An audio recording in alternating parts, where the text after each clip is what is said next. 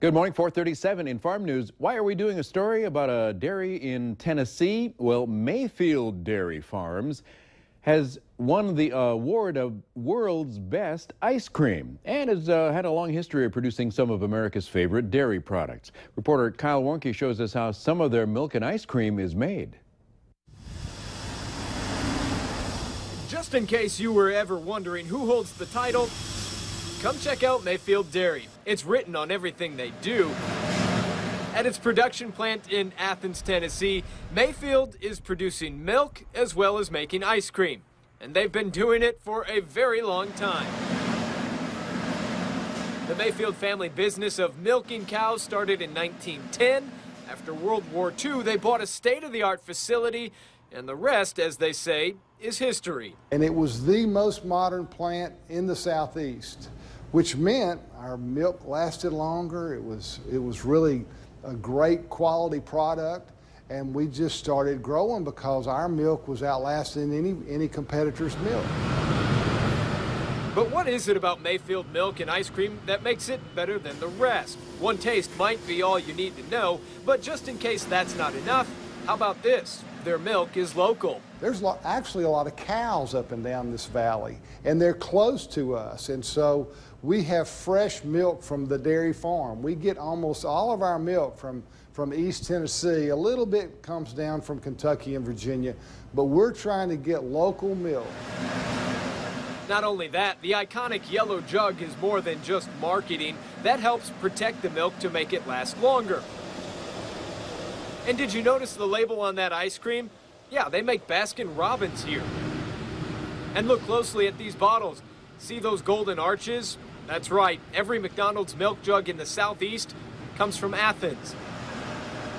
So the next time you take a sip of the 180,000 gallons of milk that flow through here in a day, or scoop from the 10 million gallons of ice cream a year, if it says Mayfield, know that it was made in Tennessee. We believe in making a really good quality product, and people say, how do you make such great ice cream? Well, we work at it. We try to make great ice cream, and our people enjoy making great ice cream. They like making a good product.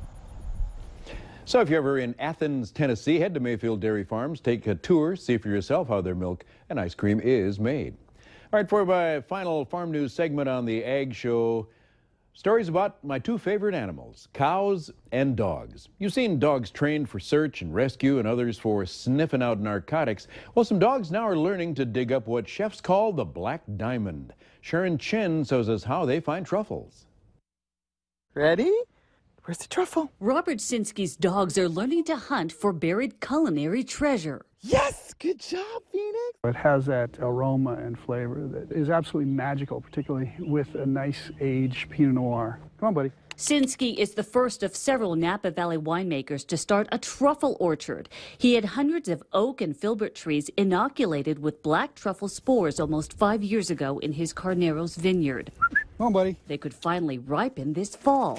Gonna find a truffle? He's getting Paolo and Phoenix trained to sniff out the harvest. So they're not so much interested in eating the truffle as job. getting the reward from finding a truffle. Truffle! Trainer Stacy O'Toole works with the Washington-based Truffle Dog Company. She says it can take dogs weeks, even months, to hunt for the elegant, aromatic ingredient. Some of the truffles can be as deep as 4 to 6 inches below the ground. Any dog can learn how to train any dog at all truffle that has a drive, you know, like a hunt drive or an interest in pleasing. Ready? So far, experienced truffle dogs indicate they're picking up the scent of immature truffles. Where is it? Good girl, where is it? Giving Sinski hope that culinary gold Come on, guys. may be right under his dog's noses. My buddies can get out there and actually earn their keep for once. Ready? Truffle? Truffle hunting in Europe, a job traditionally left to pigs. Problem is, pigs eat them. So that's not an issue, however, with dogs. An Iowa pig is in hog heaven because she has a good home and is treated like a pet dog. You won't believe her favorite food. Reporter Eric Hansen has this pig story. In a state with 6 times more pigs than people, it was bound to happen. These two ladies stopped in and they had this pig that fell out of a truck. A semi on the 4-lane south of Fort Dodge. I think you'd be surprised. Veterinarian Jim Illig figures she was no more than 15 pounds when the folks following behind that big rig brought her in last fall. The distance between the boards and the truck are too much. It can happen. We didn't really expect her to make it, being she fell off a semi going top speed. The piglet was hurting. She had road rash head to toe. Her front foot was split in half. So when the vet called Kim Feevold, who admits she's so crazy about animals, I'm kind of the weird duck anyway. she refers to herself as one, she couldn't say no. That day, her rescue horses, donkeys, and dogs got a sister. You know, this little pig needed help, and if I didn't take her, someone would eat her. To save her from a date with a fork.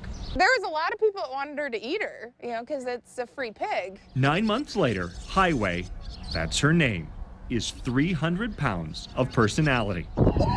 Most of the day, the free-range porker patrols the farm with her buddy Bane.